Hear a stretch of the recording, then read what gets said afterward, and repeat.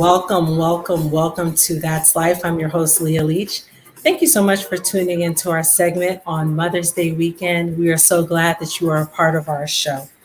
Please make sure that you like, follow, and subscribe to all of our channels. You can find us on all social media platforms. You can also go to our website at That's Life by Leah Leach and check us out there for all things related to the show. Our sponsor this week is All About My Daddy's Business. It's a nonprofit organization that provides single fathers spiritual, emotional, practical, financial, and administrative assistance to raise their children. Their information is located on our ticker below, so please utilize them if you're looking for a resource for single fathers. So as you know, we always deal with COVID because that is what we do in our show, and we always talk about the importance of COVID-19. As of 7:28 this evening, confirmed cases is over 157 million globally. Deaths is a little over 3 million globally. I'm asking each and every one of you, please make sure that you follow the guidelines of the CDC. It's so important that we are doing what is necessary to care for ourselves. Although we're getting back to a sense of normalcy and there's a lot of mandates that are being lifted, we are asking you to stay safe. If you would like, go ahead and utilize the vaccines as well too, because that will keep you protected. So on today's show, we're going to be talking about the pressures of being a mom. And I am super excited about this particular segment because we have some very important ladies that are going to talk about their experience with infertility. We're going to be talking to Jaimie, Taylor, and my wife, Ashantis, and we're going to talk about our experiences and what that looks like. So when we come back from break, we're going to kick straight off into the show. We'll be right back.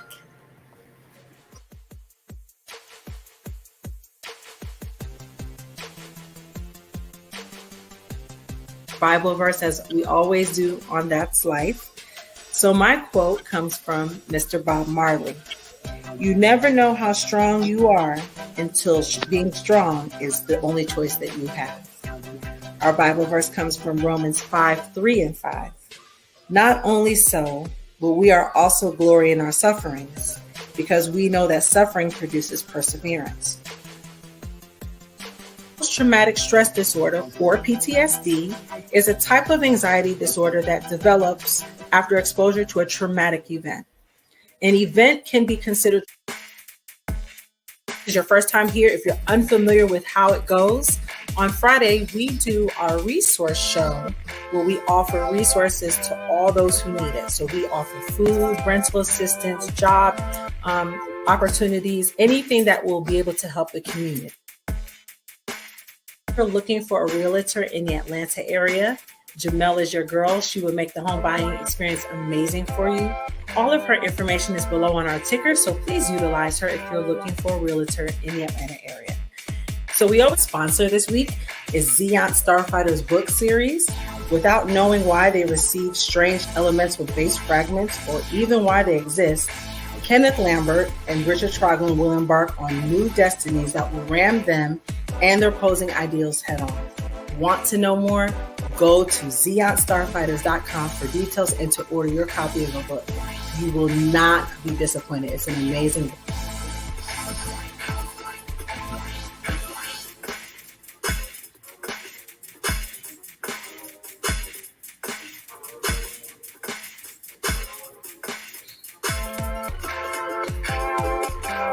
So funny.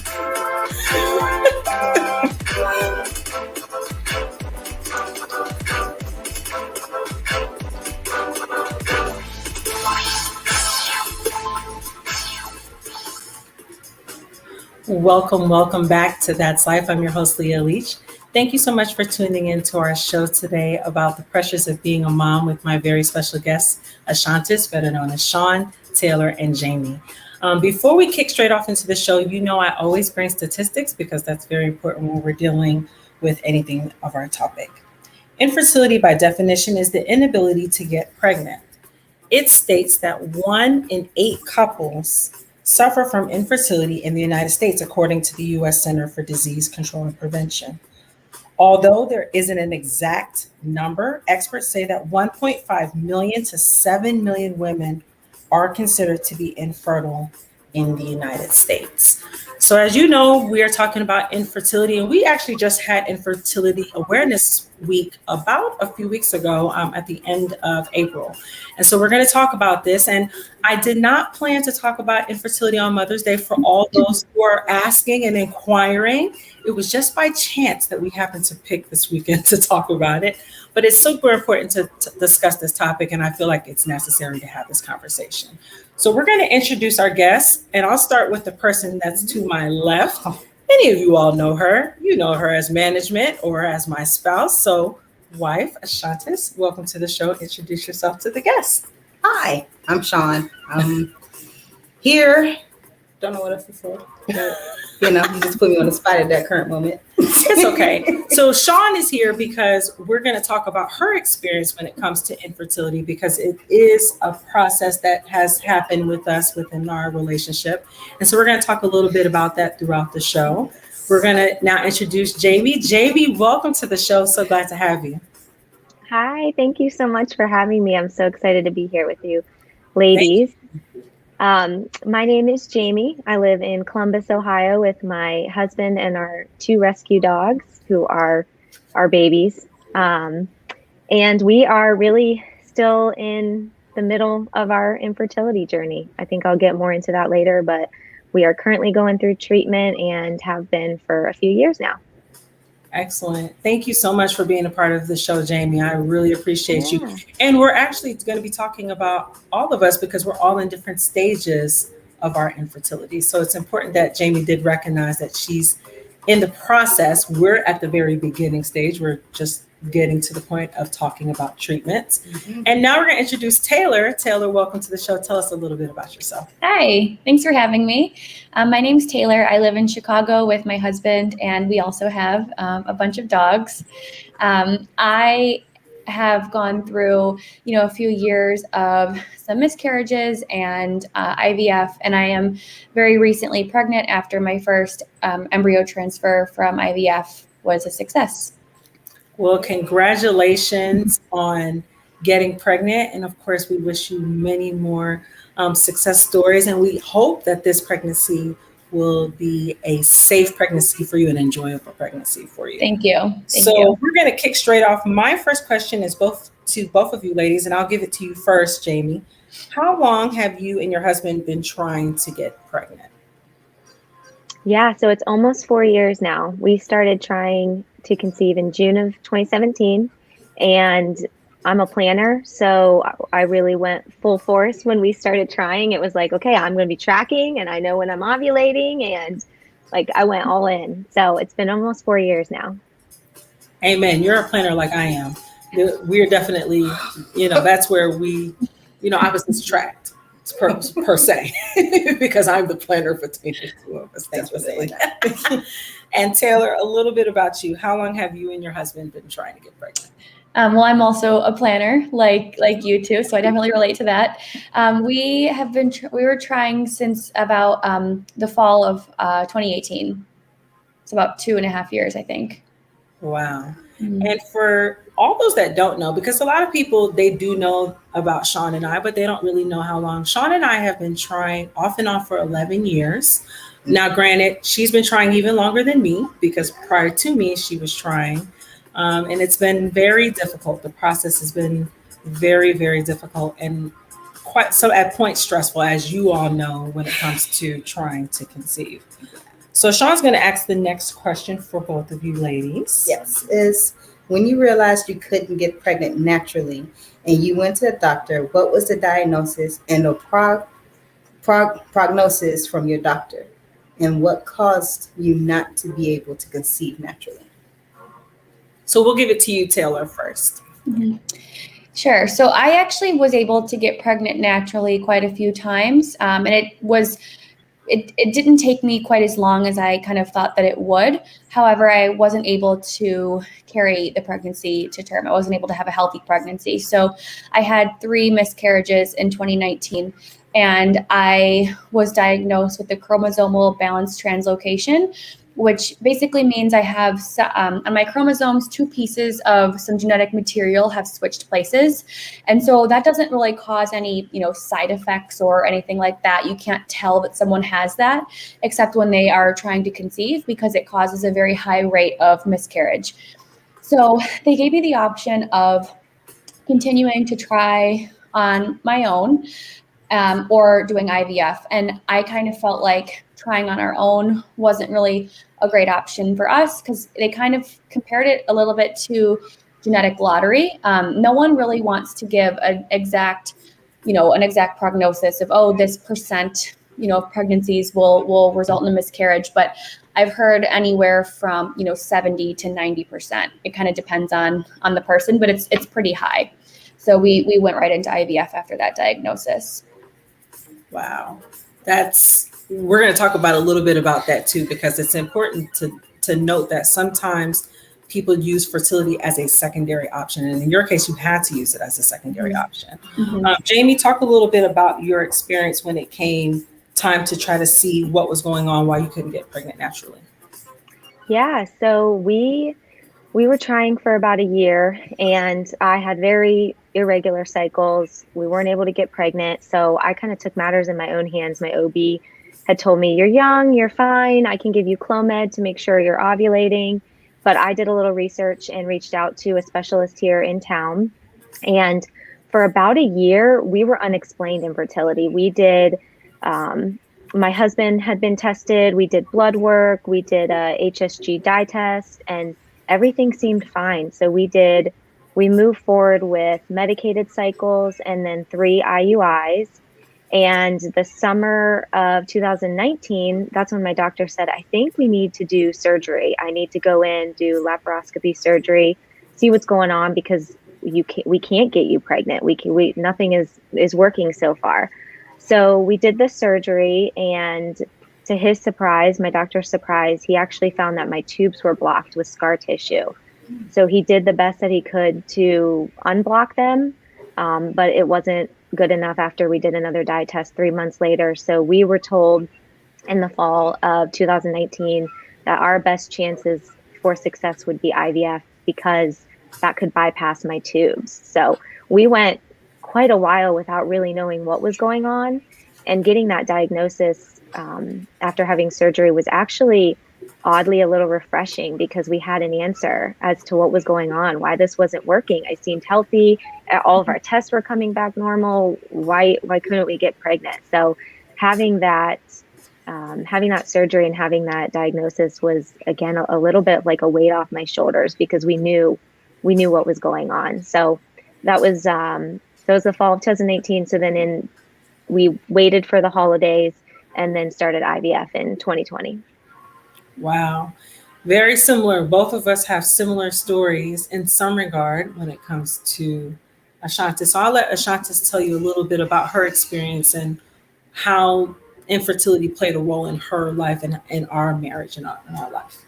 Well, like she said, we've been trying for a while, and I've been trying before her. Natural is not really in my category, but but we've tried different ways until we found out that I had fibroids. And when I went to my doctor first, she said I had about, 18?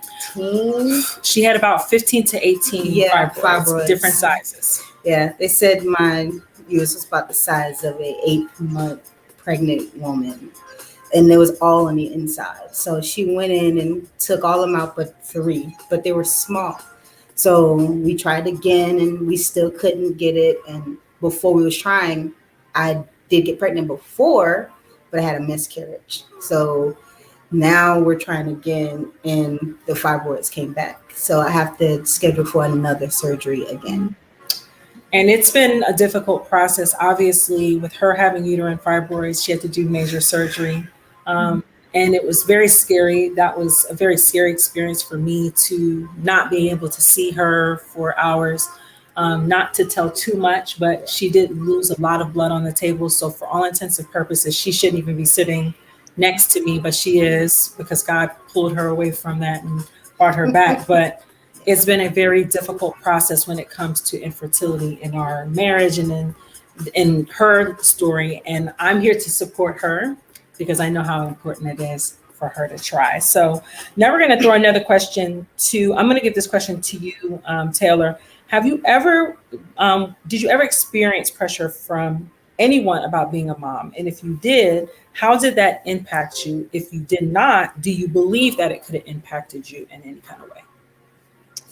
Yeah, definitely. I'm pretty lucky in that, kind of our immediate family never really asked or gave any pressure or things like that. But there's definitely societal pressures. I remember when we got married, some people asked us, well, when do you want to have kids? And I'm like, can we just get married first? And then, and people asking, constantly, it seems like every time you meet someone, do you have any kids? And just kind of that compounded 100, 200, 500 times over, it kind of puts a lot of pressure on you. So while I was really fortunate that no one, I didn't feel pressured from our immediate family or close friends, I think there was a lot of societal pressures. It's like, okay, you get married and then you get a house and then you have kids. And if you're not doing it in that order, what's wrong? Why aren't you doing it like that? So that's kind of where I felt the most pressure, I think.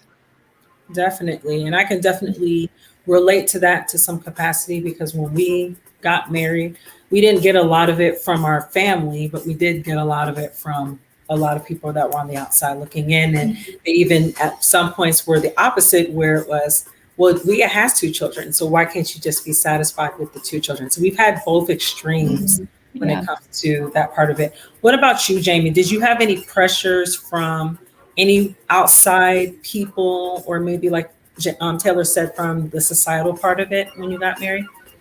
Yeah, I would agree with both of you in the same comments. It really wasn't a lot of my family, I would say. But like Taylor noted too, it seems that you meet somebody new and that's one of the first things they ask you. Do you have kids? And I also just feel like think about it. There's special holidays for parents.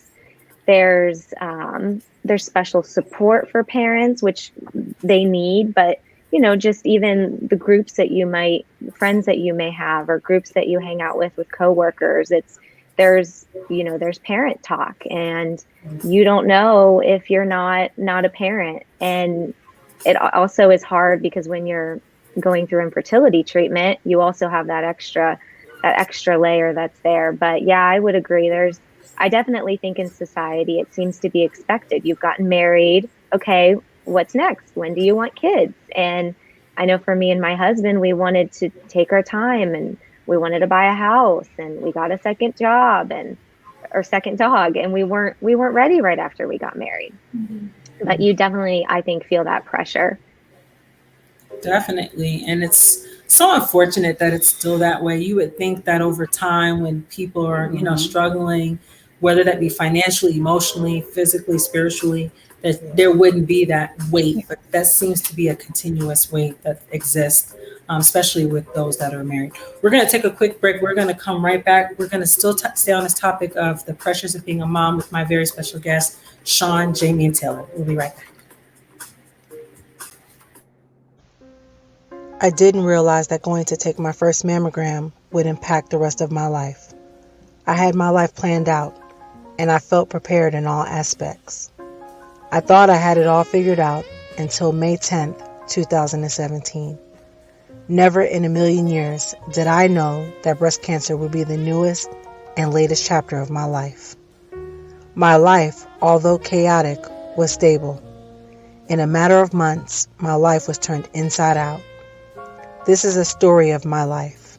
It breaks down how I discovered cancer, my journey through the pain and obstacles of it, and how I'm currently dealing with the aftermath. I must move forward on this unpaved road called life. I hope that after reading my story, you'll be more inspired, you'll be stronger, you will feel freer, and you are able to move forward in your own journey, whatever that may be. God bless you, and know that I'm in your corner. Hey there, welcome back to That's Life. I'm your host, Leah Leach. Thank you so much for tuning in about the pressures of being a mom with my special guests, Taylor, Jaimie, and Shaun. And we were just talking about our journeys in terms of what infertility is and what it looks like in our own personal world. So I'm going to read another statistic, and I think it's important when we're talking about infertility that we talk about the numbers and what that actually looks like. Infertility treatments is the most costly in the United States, and it is literally the most costly experiment treatment that you can do in the United States. In the United States, 19 states require some level of insurance coverage for fertility. In 31 states, insurance companies do not have to offer fertility benefits. Large companies such as United Healthcare, Aetna, and TRICARE don't even include infertility coverage in their plans. Companies like Progeny, which is a third-party fertility company, offer plans to large self-insured businesses and to those who are looking to do fertility treatments. So we're going to continue talking about our experience when it comes to infertility. So I'm going to give the first question to you, Jaimie. When did you consider fertility treatments as an option? Because a lot of times, I know for us, we didn't want to consider it. That was something that was actually far from the discussion when we first initially talked about trying to conceive. When was that option put in play? Yeah, and I would agree. We were similar, and I remember making that phone call after we'd been trying for a year to see if I could get into the specialist without needing a referral was one of the scariest phone calls that I made, because I was excited to take that next step and see a specialist and start getting testing done and see what we needed to do. But it was a part of me was also admitting that something was probably going on and that we were now going down this path of seeing a specialist and we might need treatment and it might be out of our hands. But I remember that being so scary, but also empowering at the same time, because I thought, we've been doing this for a year. I'm frustrated. I don't have any answers. We don't feel any closer. So let's go see a specialist and see what's going on. And then after doing a couple months of testing with them, that's when we kind of just decided we would follow our doctor's lead. And that's when treatment started. Definitely. And I know sometimes when you're talking about treatments, it's like you said, it's scary because you don't really know. It's a lot of unknowns.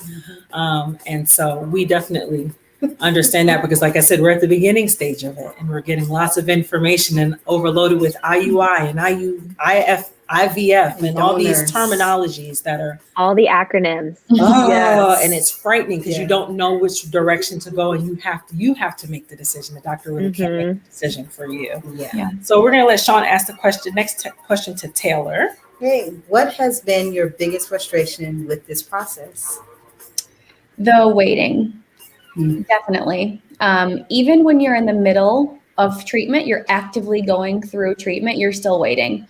I'm not a patient person. My Instagram handle is infertile and impatient, and it's quite possibly the best word to describe me, because I hate it. It's why I kind of jumped into treatment so fast. It's why I, did so many cycles in a row so quickly, because I can't stand the waiting. And it's like you're always, waiting for the doctor to call, or waiting for test results to be uploaded, or waiting for your cycle so you can begin treatment again, or you're constantly waiting for something. Yeah, and that's waiting has always been a very difficult process for us in this journey. I can speak when we talked to the doctor shortly after she had surgery, and you have to wait. You got to wait 6 months before you can try. Oh, but then if that doesn't work, you have to come back and then you have to wait again to see what's going on. And it's just been, you got to wait for the schedule to have the surgery. And with COVID, it hasn't made it easier either, because we had so many intentions and plans before COVID-19 hit. And then again, here we are having to wait again. So definitely I can understand your pain with that, Taylor. Yeah. Taylor, I'm going to throw a question to you, and the next question will go to Jaimie. So for you, Taylor, how do you deal with the emotional ups and downs? Because when you're dealing with fertility treatments, people don't understand it's hormonal, okay? And it's already hormonal when you're dealing with your own internal things, but now you're dealing with the fertility treatments and how they made you feel and how they're making you feel. So when you were going through that process, how did it make you feel? It's definitely a roller coaster of emotions. It's a hormonal roller coaster. I think the best thing that I did was find a therapist that works for me, and then also finding a therapist for my husband and I to go to together. And honestly, he didn't want to do it. He still doesn't want to do it every Wednesday. He's like, do we really have to do this? But it's it's made it a lot easier to communicate. You know, we really are kind of forced to say, here's what I need from you every week. And my therapist has kind of helped me, I guess, validate a lot of feelings that I've had. And, you know, in the beginning, I felt like I need to be positive about this. I need to have a better outlook. And I asked my therapist one time, you know, this was after, I think, my second or third miscarriage, how can I be more positive? And she said, why do you think you need to be positive? You just experienced pregnancy loss. That's a very negative thing to happen. And you know, I was like, okay, that makes a lot of sense. You know, she's like, you're putting a lot of pressure on yourself to feel good about something that's horrible. So I think, you know, therapy has really helped quite a bit throughout the last few years. Definitely. And I encourage people for therapy. That's one of the things we talk about a lot on my show. I encourage people to see a therapist, a counselor. Even if you think there's nothing wrong, there's always something going on internally that you need help. And it takes somebody outside that's not your spouse or someone who's a professional who can help guide you through that. So thank you for saying that point. So Jaimie, the next question is for you, and Shaun's going to read it to you. Okay, Jaimie, talk about some of the changes you've experienced during this process of trying emotional, financial, internal. Yeah, that's a good one. Well, one thing that I have definitely realized that about myself that has changed through this journey is how much empathy that I have for others in all situations.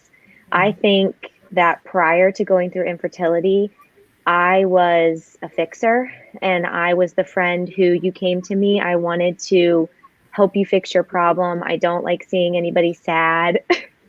I sound like somebody else. And I was that friend that if somebody was nervous, I would, you know, it's going to be okay. You're going to be great. And now I have learned so much with, you know, when I have something sad going on, people can't fix it. And sometimes you just need to be there for them. You just need to say, I know there's nothing I can do, but I'm here if you want to talk. And I'm sorry you're going through this. And that has really made me just, I think, such a better person in terms of reading what people need and being able to help them. And again, just kind of just saying, I know there's probably nothing I can do. What do you need? What can I do for you? If you just want me to be sad with you, I will. So that's one thing I have to say, that if anything positive has come out of this journey, I would say it's made me a more empathetic person, and I think a better friend to my friends and family. But gosh, everything else, I don't know if I can say is positive about everything else. It's definitely, I felt very fortunate financially to have a little bit of coverage at work. But we're now at the point where we're moving into our fourth IVF cycle. So a lot of things, my husband and I are having to have those conversations about, you know, the savings and setting aside, and the things that maybe we thought we were saving for, we have to keep setting aside because we're not sure where this journey is going to take us.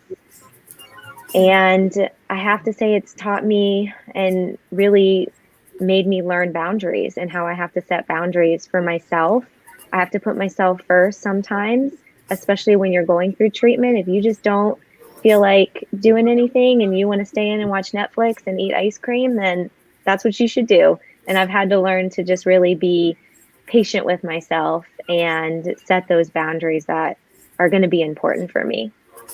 Definitely. And we're going to talk a little bit about some tips and things to help you in your journey, because everybody experiences their journey in a different way. I'll speak for me, like you, Jaimie, I'm a fixer. And so when Ashantis came to me to say, you know, I want to have a baby, I was like, okay, what do we do? What doctors do we need to go to? Like, here's the doctor. I made a whole basically plan. You had a book. I had a book for on what we were going to do, because I knew how important it was to her. And when I realized very early on in our relationship and in our marriage that I couldn't fix this was something beyond my control, it made me feel very helpless. And very frustrated. And from time to time, I still get in those modes where I get very frustrated with the process and why isn't it so easy? It was easy for me to get pregnant. Both times it was very easy. And I just wish that process was just a little bit easier for Shaun. And then the other part that I think about too is that people look at us as, of course, a same-sex couple, and she doesn't want kids because As you can see, she's not very feminine. No shade, but I am. And they assume that just because she looks the way that she looks, that she doesn't have the emotions of a woman. And far too often we've had to feel like we've had to justify that, which... Well, the famous question is, well, how are y'all having a baby? Oh, if I get one more person to ask me, well, how are you going to have the baby? I was like, do we ask you how you have your baby? Right. And it's so, you will not, people, if I begin to tell you some of the questions we've gotten in 11 years, you would be like, are you serious? Yeah. Those are the type of questions we've gotten in 11 years. How are you going to have your baby? Are you going to be able to give your baby what they need? Are you sure that you're going to be able to give the nurturing aspects? Because it's too, like, we've gotten everything, every type of imaginable question. And what I tell people is that she was born to be a mother. Like you, I believe both of you all are born to be mothers. And it's just going to take a little bit longer of a process to get there, but you'll get there. And I believe that wholeheartedly that you're going to have a successful pregnancy, Taylor. And then Jaimie, we're going to see you glowing and we'll see Ashantis glowing, but it's just a process to get to that point. You just got to go through more elevators. Yeah, it's just got to go through a little bit more elevators and a little bit more challenges, but it's okay. And I think that it's important to talk about this particularly because there's so many women that are discouraged by the process because they've been trying and they don't know why.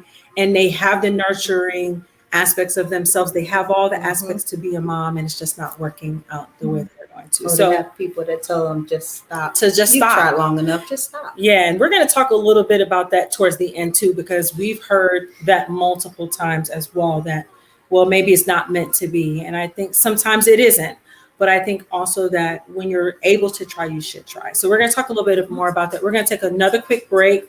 We're going to continue on this topic of the pressures of being a mom. And we're going to help encourage women out there that are trying, just like us, just like Taylor, just like Jaimie. We're going to encourage you all because it is going to get better no matter what. We'll be right back.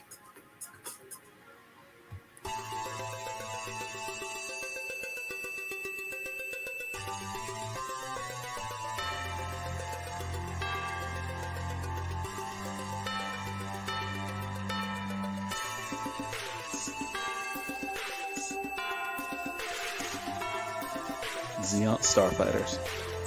It's a new action-adventure book series about broken teens being forced into an abnormal situation. There are unique powers and abilities to combat a deranged psychopath and his influence from causing senseless death. Available on Amazon is Story 1, The Beginning, and Story 2, The Struggle. Both are in ebook and paperback formats. It's the start of something that's going to be an epic tale and will become a household name. Please visit www.zeontstarfighters.com to get your copy today.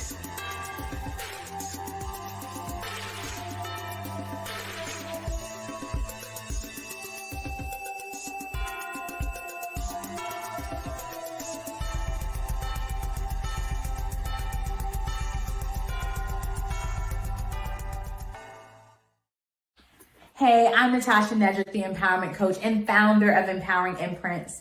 And I have a question for you. When is the last time you went to work and you did something really life-giving? I mean, you showed up on a Monday morning and you were excited to be there. The truth of the matter is, far too often we find ourselves climbing corporate ladders we never intended to be on. Why?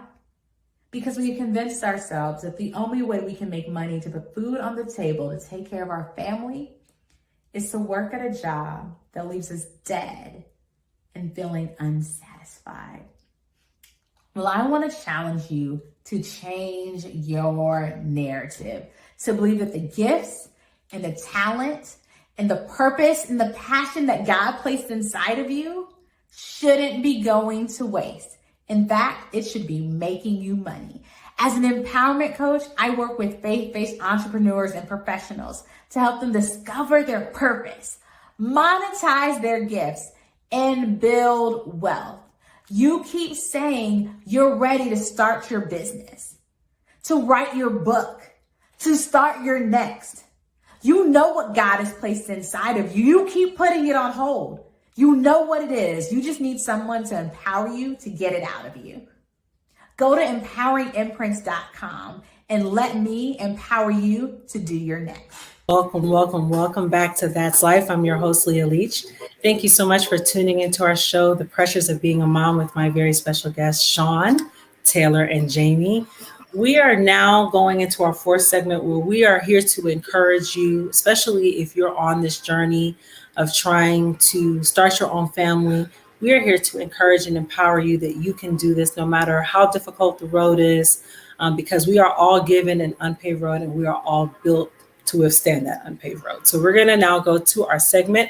And I found some really good tips and ways to cope with infertility. And I think that every circumstance, every situation is a little bit different for everybody, but I think it's important to talk about these tips and how it will help you. So number one, acknowledge your feelings. And I think it's super important that we are acknowledging how we feel. Partners have feelings, we have feelings, and the person that's going through the experience has feelings. And I'm going to give it to you first, Jaimie. Talk about that part of that aspect of it, because I think so many times we try to, especially as fixers, we try to internalize what we're feeling instead of trying to let out what those feelings are, the frustrations and what they look like. Talk about that experience for you.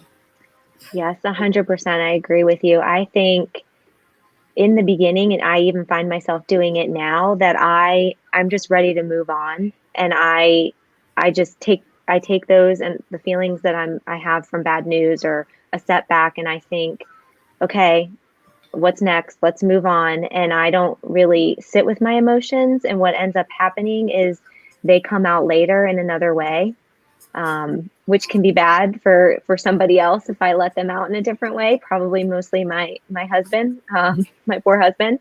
So I really try to now make sure that, okay, we got this news, we got this setback, that I'm having that conversation with my husband, that we're talking through our feelings. And like Taylor noted as well, I have a therapist, so I'm making sure that I'm journaling if I'm not going to see her that week, so that I make sure we talk about those feelings when I do see her. Definitely. And I think that that's the important part. We kind of had the same experience. I think I'm a little bit more frustrated than Shaun. And I can admit that, because I want it so bad for her. But what sometimes it looks like is that I'm being hard on her when she really can't even help the situation. So, and of course, we're two women. So there's that too. We're very highly emotional people. We're both cancers. We're just full of emotion. We're a flood of emotion. And so that's generally how that works and what that looks like. Number two, which is another big one, always be honest with your partner. I think it's super important that you are being honest about how you're feeling. Even if you're having a rough day, a good day, it's important to talk to one another and be on the same page. Even if you're not on the same page, just expressing how you feel to your partner so that they're on at least knowing what's going on with you. Number three, which is a super key important one, and we've already talked about it, and we're going to beat it with a hammer: speak with a trusted counselor. I cannot tell you how important it is through a process like this to talk to a counselor. Taylor, we're going to talk a little bit about your experience with having a counselor. How has that impacted you in terms of the process for you? What does that look like? Do you believe that if you did not have that in place, that would have been a hindrance to you? Yeah, definitely. I think I really kind of turned a corner emotionally and mentally when I did start seeing a therapist. I was very angry for a long time, and I was really taking out on my husband, and I would be lying if I said that still doesn't happen, because it definitely does. It kind of happened not that long ago, maybe yesterday, but not quite as much. And I remember my therapist, when I was kind of explaining this to her, she told me that rage is repressed sadness.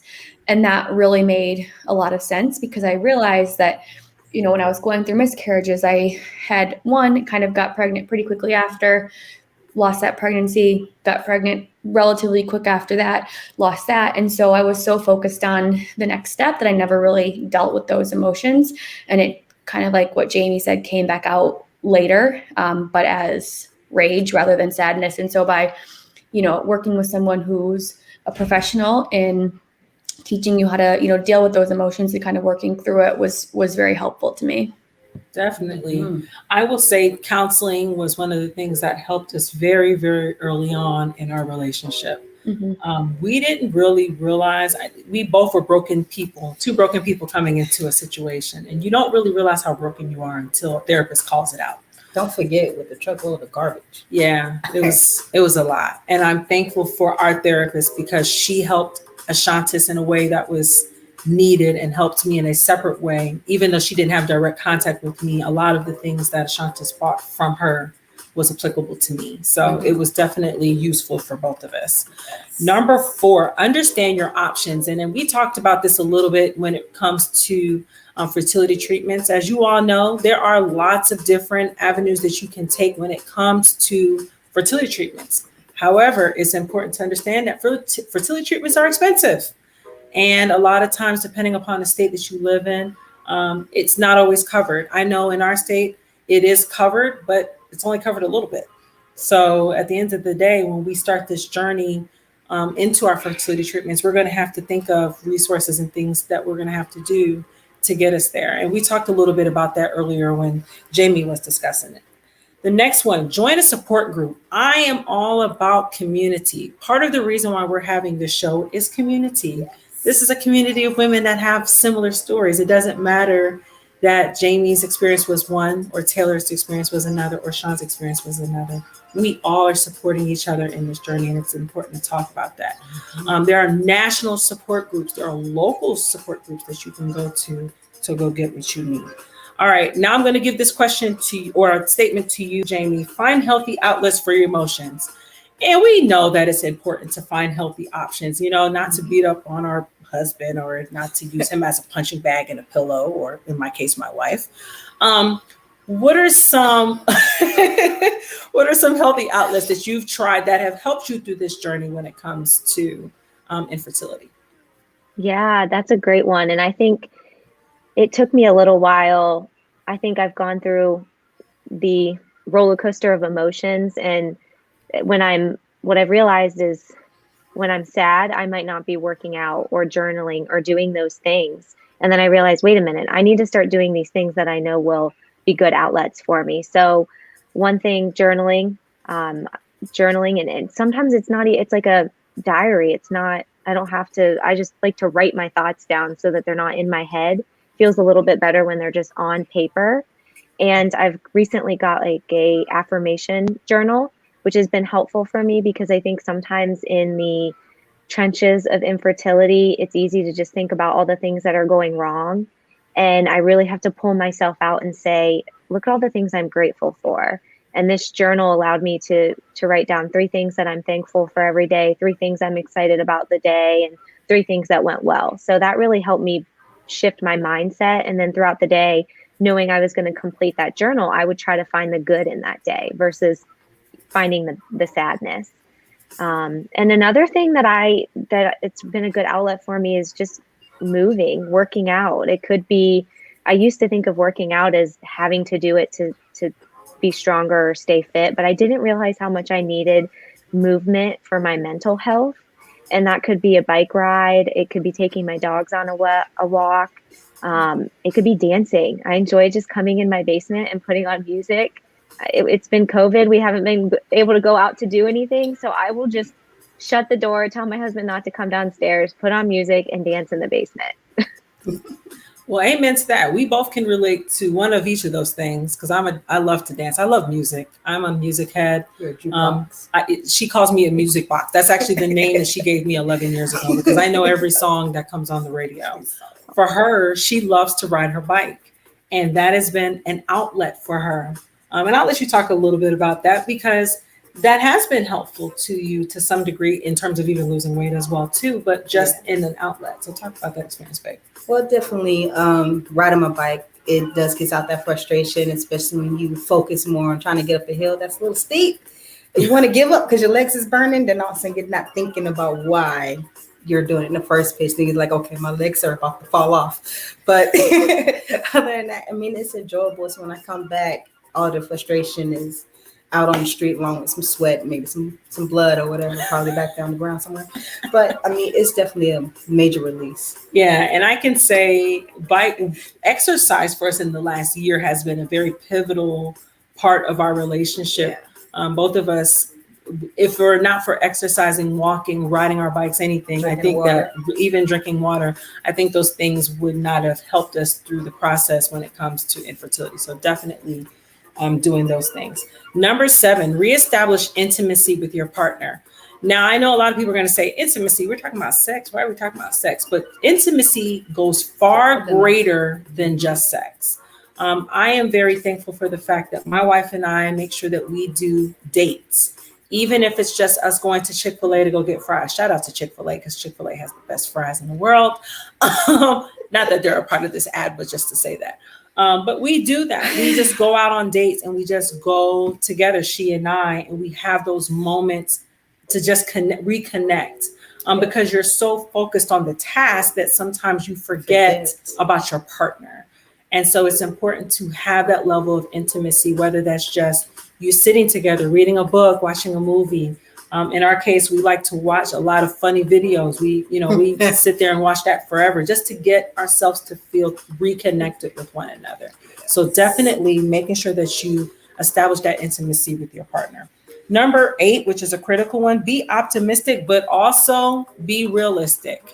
I think far too often we're so optimistic that we don't see things as they are. And I'll let you tag on this one, Taylor. How important is it to just, yes, be positive, because you want to be positive through this process. It makes it easier, but also being realistic and understanding the circumstance and what that's behind. Mm-hmm. Yeah, I think that's really important to me. Something I kind of think a lot about, because I'm very into, the statistics of things and the kind of the data and the outcome and things like that. And with my diagnosis, every translocation, every single person who has one, their translocation is different.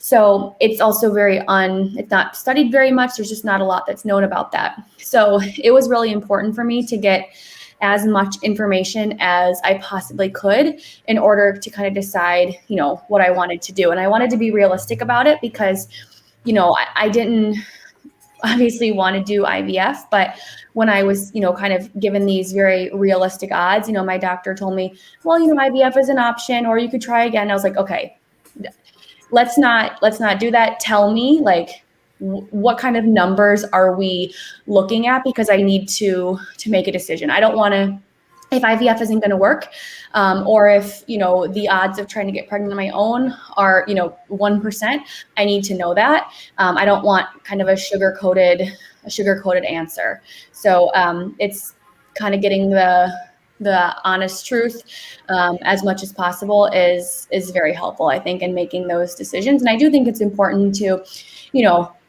be more positive than negative, because, at the end of the day, I don't believe that being positive is going to get you pregnant or not get you pregnant, but I do think that it's going to make you a little bit less miserable throughout it if you can, kind of not dwell in things quite as much, as sometimes it's easy to and tempting to, honestly. Definitely. And I am one of those people that I believe in energy, and what you project and what you put out is what you receive. And we both kind of live by that mentality. And it's so important, like you said, to know the numbers, that they're not diluted, and that you understand what those things look like when you're trying to start the process of trying to conceive. Number 9, which is a big one for me. It's a big one for Shaun. It's a big one for, I think, anyone who's trying. Don't blame yourself. It is so easy to retract and say, well, what did I do to not be able to get pregnant? What did I do something wrong? Did I make a mistake in my life? Did I not forgive that person sooner than I should have? And it's so easy to go to that place. Don't go to that place. Sometimes it just takes a little bit more pitch effort to get you there. And when you get there, it's going to all be worth it. Okay. The last one and the most important one, and I'm going to say this to all 3 of you ladies, is to take care of yourself. Sometimes in the process of doing infertility, we forget about you. You just forget about yourself because you're consumed. And it's so important that you're taking care of yourself and that you're doing the things mentally, emotionally, spiritually that's going to keep you grounded. It's going to keep you stable. It's going to keep you in good spirits. So Shaun's going to ask the next question, and I'm then going to ask a question to you ladies as well too. And this is for the both of you wonderful ladies. So we're going to start with you first, Taylor. We'll give you the first question, and then we're going to give the question next to you, Jaimie. Thank you. What has gotten you through your most difficult days? Oh, that's a good one. I think, my husband and I are very different in really almost every sense of the word, but I think that he's been a better support than I really could have asked. I think he's been very understanding with all of my, emotions and all of the, kind of difficult days that I've had. And so I'm very appreciative of that. And also my dogs, they're very comforting. I always feel like they know when something is wrong. They're very just cuddly and loving by nature. And, there's been times where I've had, really bad cycles and gotten really bad news, and I'm in my bed, eating spaghetti, and I have 3 dogs on me all cuddled up, and it just really makes me feel a lot better. Well, we definitely understand that. We had a very sweet cat, Tricky. Aww. Yes, her name was Tricky because she was very tricky. Oh my goodness. She locked us out of the house. She was one of the most sweetest pets, and she was very intuitive and knew when one of us were going through something. Right. Comes up, she just lays knew, on you. Yeah, she knew when I was going through breast cancer. She knew when she was going through all her things with surgery too. So definitely, pets they think that they're not intuitive, but they're extremely intuitive. Yes. They really are. Jaimie, the same question for you. What has gotten you through your most difficult days? That was my line. Well, I'd have to second the pet thing for sure. My 2 boys, they are extra cuddly. I feel like they know when you need those extra cuddles. And then what Taylor said too, my husband I think this journey can bring you apart from your partner or bring you together if you're not communicating. I mean, you may not be on the same page all the time, but communication is so important. And like you said, Leah, keeping that intimacy and having that date night and not losing yourself in your relationship. And he's been a huge support to me. And he's called me out when he's like, hey, I think you're wrong, or you need to quit talking negative, or don't talk about yourself like that. And he keeps me in check and also supports me. And really, community, finding people who have gone through something similar has been a huge help for me in my darkest days. When we were first going through everything, I didn't know anybody. I didn't know how common it was. I wasn't talking about it, so I didn't hear others talking about it. And I took to Instagram, and I thought it would make me more sad seeing all of that and reading stories and listening to other people's stories. But it was quite the opposite. It really made me feel less alone and isolated, and just being able to connect with people that you've never even met with in person, like all of you ladies. It's just, there's just this bond that you don't even really have to, it's like, oh, you're going through this too. I know how that feels, and we can get through this together. And community has just been huge for me. Definitely. And Mike, actually, I have a follow-up question to that too, Jaimie, is I met both of these ladies on Instagram, just so everyone knows that everybody's clear. And Jaimie was actually the first person I reached out to. And one of the reasons why I reached out to you is because your IG page was so raw and real and authentic. And I love that about you. I love the fact that you tell your journey and there's no secrecy about how you feel today, or if you're having a bad day or if you're having a great day. Talk about what you believe that transparency has done for other couples, because I think it's important, especially for people like Ashantis and I who are starting on this journey. Do you believe that your page has helped other couples in terms of your transparency? I think it has, because I have to say, this might be cheesy, I take screenshots of a lot of the messages that I get and I keep for myself, because I really created my account thinking I need this support, and I didn't realize how many people would reach out to me and say, I needed your support. And thank you for telling this story how it is. Thank you for keeping it real. Thank you for making me laugh. And I started it thinking, well, if I think this way or I've said this, I bet somebody else has. And half the time, you put something out there and somebody will message me like, I'm so glad you said this. And I get messages from accounts that are not fertility accounts. And they are people who just say, I really enjoy following your page. I'm not ready to share my story publicly. I don't have anybody in my life other than my significant other who knows I'm going through this. And I understand that. And I've been there. I wasn't as open in the beginning. So now I just feel like it's my due diligence to just be open and put it all out there, because there's no way that something that I've gone through, that I can be alone. And half the time it's funny stuff. So it's like, let's laugh about the stuff that happens through all of this. It's ridiculous in some way, and funny things just seem to happen to me. So we're going to put it out there. And if my mom follows me, my dad, guess what, guys? This is what's going on. And literally, that's so funny that you said that, because I'm going to point out something, and she's probably going to pinch me when I say this. So Jaimie put out a status about zits, and my poor wife has a poor pimple that has popped up on her forehead, and I thought it was the funniest thing because it just goes to show, but it goes to show you the realisms and the realities of fertility and hormones and how those things impact. And I just thought that was the funniest. I laughed about it, but I understood your pain literally at that moment, Jaimie, when you posted that. So I just wanted you to understand. I had freshly picked all of my forehead and chin zits. This is infertility. And that's what it is. And that's what it looks like, So we're going to throw the next question to you, to Ellen. Okay. What are some lessons you've learned along this journey?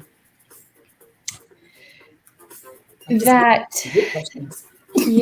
think that a lot of times things don't go according to your plan, and you kind of have to relinquish control a little bit, which is my least favorite thing in the world, is relinquishing control, because I like having control, and it's very difficult. And you have this timeline in your head of how things will go and when they'll happen and what it'll look like, and I've learned that none of that is the case. And I think it's, something kind of a lesson that I've tried to apply in other aspects of my life too. Sometimes when things don't go according to plan in, non-fertility areas, I think I've gotten maybe a little bit better at accepting that. And it's a lesson that I'm constantly learning, but it's hard. And I think the other thing I have two answers. The other thing too is about advocating for yourself and really being your own advocate, primarily, in the medical field, but in other aspects as well. And you really have to be your own advocate when you're going through fertility treatments. And I think it's something that is difficult to do because, you feel like, who am I to either question or maybe disagree with something that a doctor has said. I'm not a doctor, but I've found that I've started to do a better job of that outside of fertility, whether it's at work or with other, doctors, non-fertility doctors. And it's, I think, a very valuable lesson. Definitely. Ladies, I appreciate your authenticity, just everything that you brought to this show. And my hope is that women just like us that are in a situation, partners and mothers that are trying, they will be encouraged and be empowered by the things that you're saying. I'm going to give you both an opportunity to talk about where people can follow you on IG. So Jaimie, I'm going to throw it to you first. Where can people follow you if they're interested in learning a little bit more about your story and your journey through infertility? Yeah, thank you. You can follow me on Instagram at Infertile Chronicles. Definitely. And you will love her page. I'm telling you, I have fallen in love with Jaimie's page. I've literally looked at it all the time, every day. I won't tell anybody. I'm going to follow you on your page, okay? Tell the people where they can find you if they're interested in going to your IG page. My page is called Infertile and Impatient.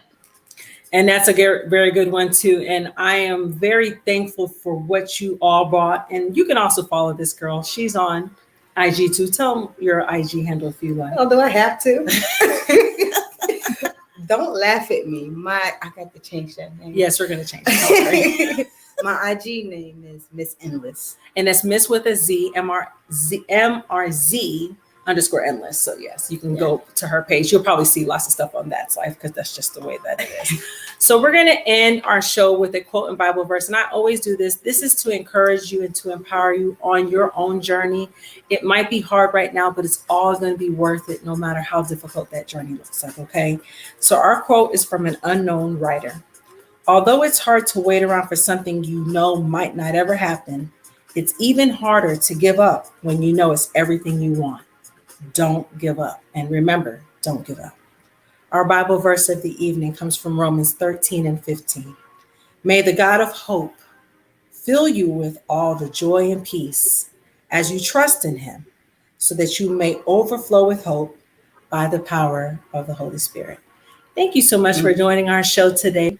And thank you for all the insight and the love that you've shown to these ladies. We wish much success to you, Jaimie, and much success to you, Taylor. Until the next time, guys, on That's Life. Bye, everybody. Thank you. Bye. Thank you.